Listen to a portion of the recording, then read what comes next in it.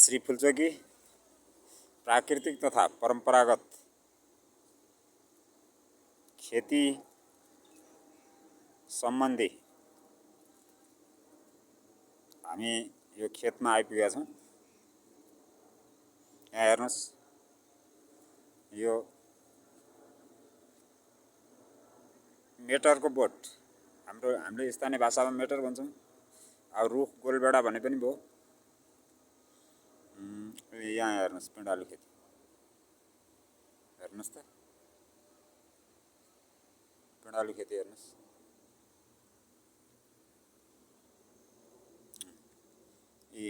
यो जमिनले 2 वर्ष भयो डेसिमल देखेको छैन।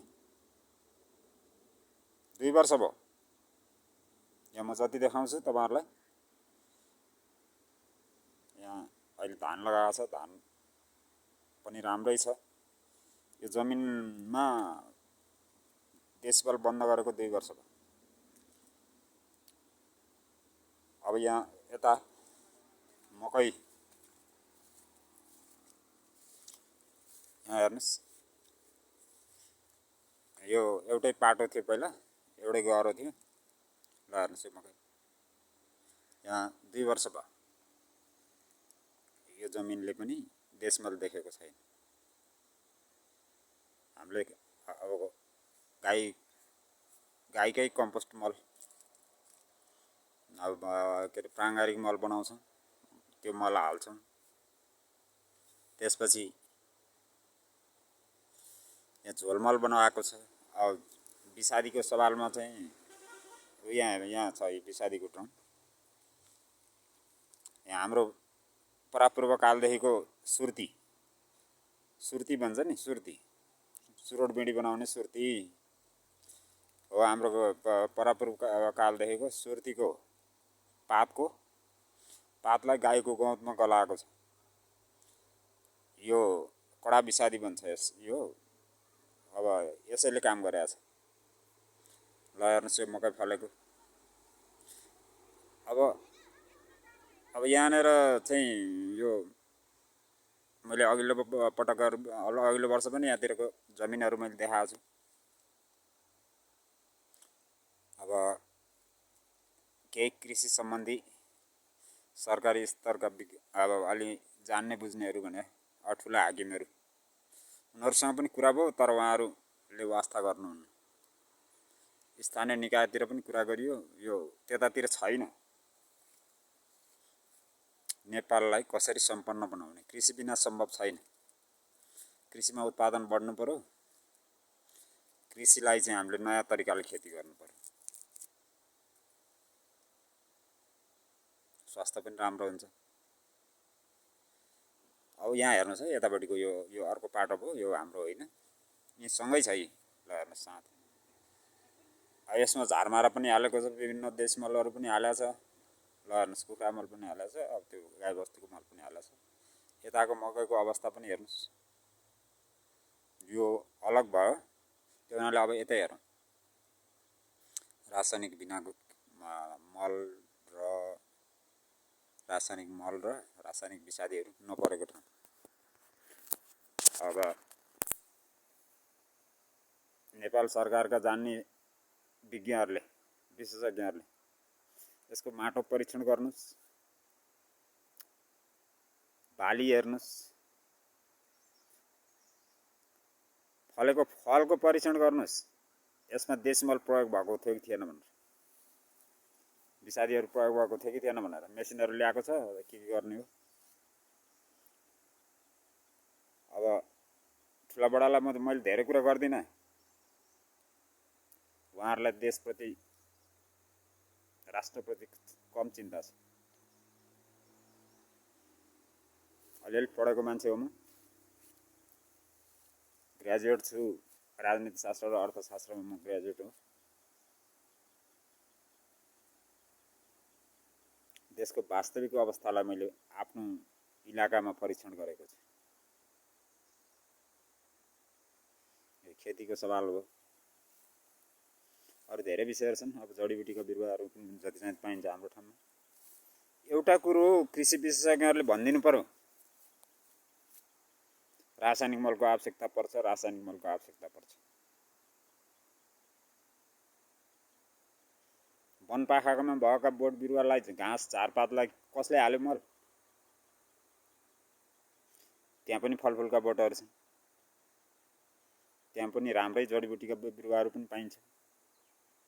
त्यहाँ घाँस है, हरियाली हरियाली छ त्यो वन पनि। डिएपी पेस्टिसाइड के हो यिनीहरूको, फस्फरस जिन भन्छ। नेपालीमा एउटा पनि नाम छैन यिनीहरूको, किनभने यो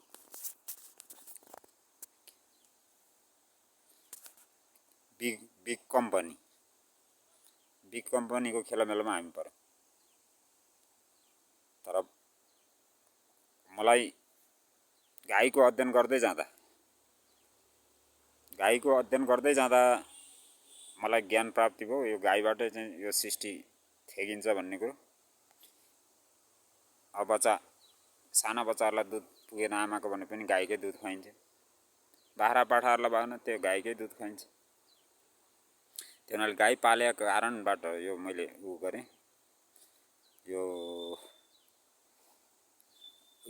धानभन्दा अगाडिको मकैमा होइन, यो त्यो हाम्रो होइन है, फेरि हाम्रो चाहिँ यतापट्टि मात्रै छ। यसमा विशुद्ध डेसिमल परेको छैन, परीक्षण गर्दा हुन्छ।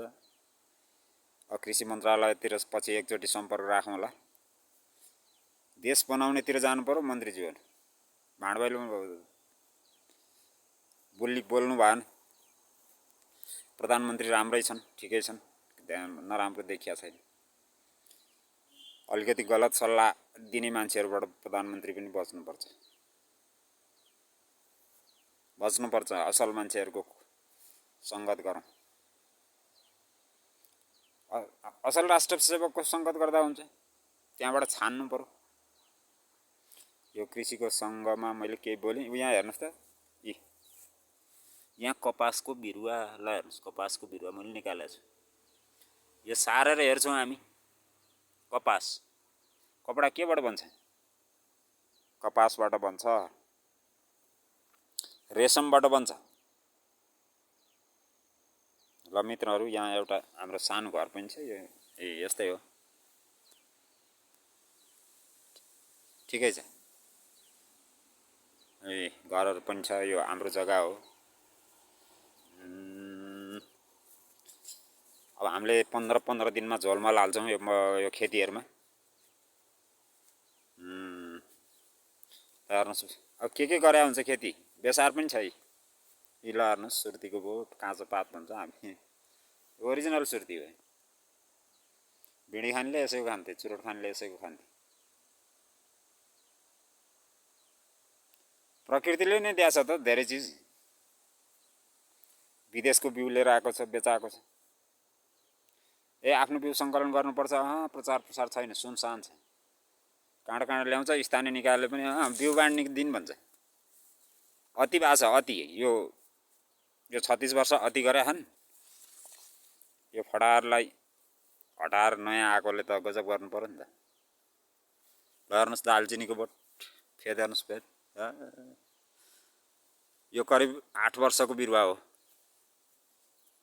रोपेको 8 वर्षमा यत्रो दिगम्बर भएको छ।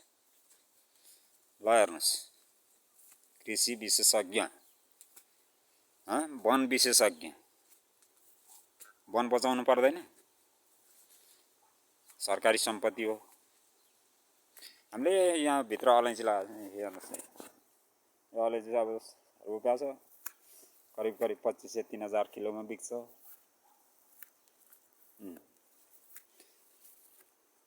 सरकारी बनाउन त हालेको छैन होला नि देशमा, कि विशेषज्ञहरूले सिफारिस गरेको छ।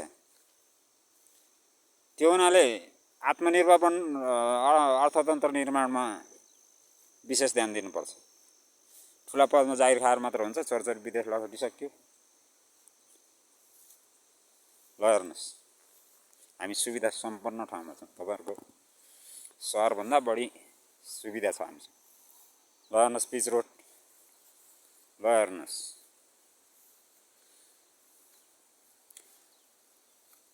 म तपाईँहरूलाई रेशमको बोर्ड देखाइदिन्छु। ल हेर्नुहोस् रोड, योभन्दा ठुलो सुविधा के चाहियो? घरमा गर्नु पर्यो, उत्तम काम गर्नु पर्यो। नेपाली युवाहरू पनि बरालिया छन्। ल हेर्नुहोस् है, म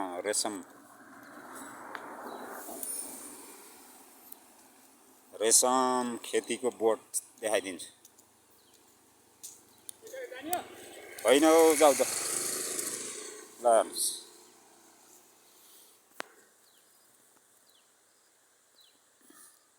यो किम्बुको बोट हो। यसका पातहरू रेशम किराले खान्छ र त्यसले पछि एउटा डल्लो बनाउँछ,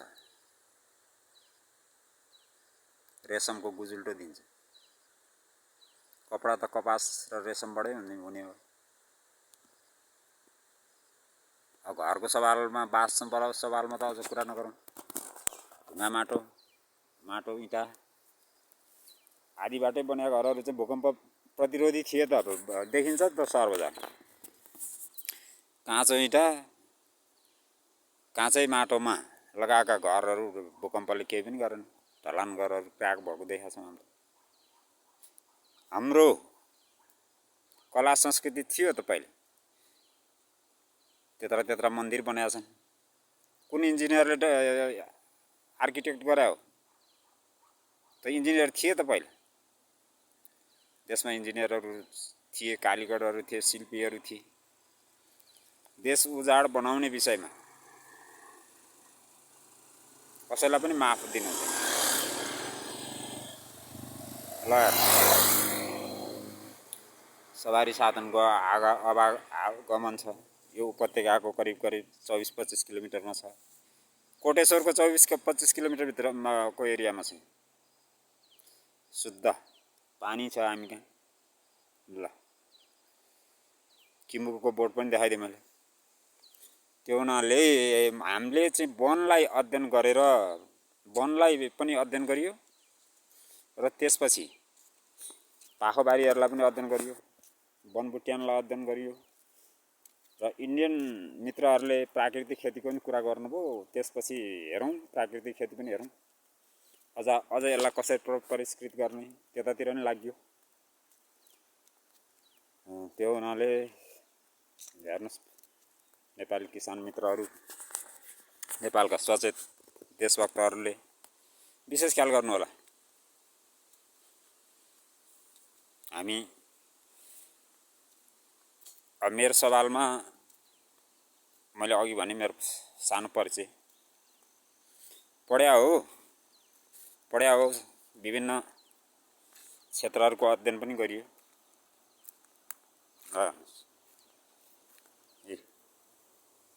यो विष पनि हो, औषधि पनि हो। ल हेर्नुहोस्, एक्लेवीर भन्छ यसलाई।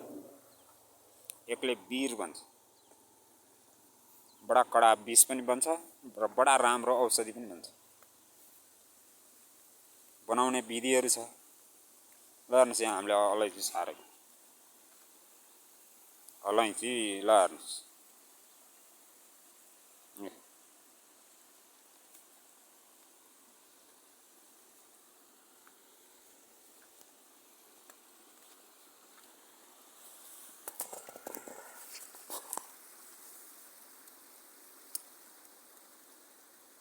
ल हेरौँ। यहाँ पनि छ हाम्रो दालचिनीको बोट। यो पनि करिब 12-15 वर्ष अब गर्नुहोस्। अलैँची यहाँ मकैभित्र पनि छ अलैँची। अलैँचीलाई पनि देशी मल चाहिँदैन नि। विशेषज्ञहरूले त रासायनिक मल र पेस्टिसाइड भनेको छ, फङ्गिसाइड भनेको छ। के भनेको छ? जमिन बलवान हुनु पर्यो। जमिन बलवान भइसकेपछि रोगले आक्रमण गर्दैन। बिउ बलियो हुनु पर्यो। बिउ राम्रो भइसकेपछि रोगले आक्रमण गर्दैन। त्यतातिर पनि लाग्नु पर्यो।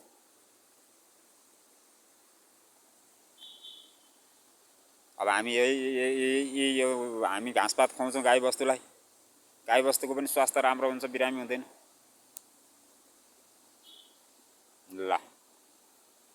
ल हेर्नुहोस् मित्रहरू,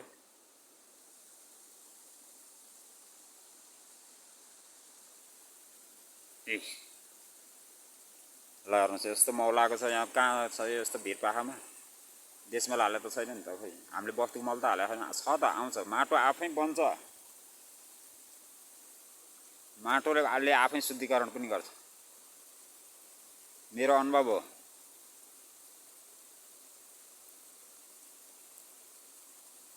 नेपालको जमिन उर्वर जमिन छ अहिले धेरै चिज बिग्रियो बिगारे 36 वर्ष जसका कारणले गाउँ खाली छ 12 घर भएको ठाउँमा चाहिँ जम्मा 2टा घर मान्छे बस्छन् त्यो पनि बुढाबुढी मात्रै छ त्यस्तो छ यो यति नजिकको ठाउँ त्यस्तो छ यो त हामीले जमिनमा भोगेको कुरा हो ल हस् त नमस्कार सबैलाई नमस्कार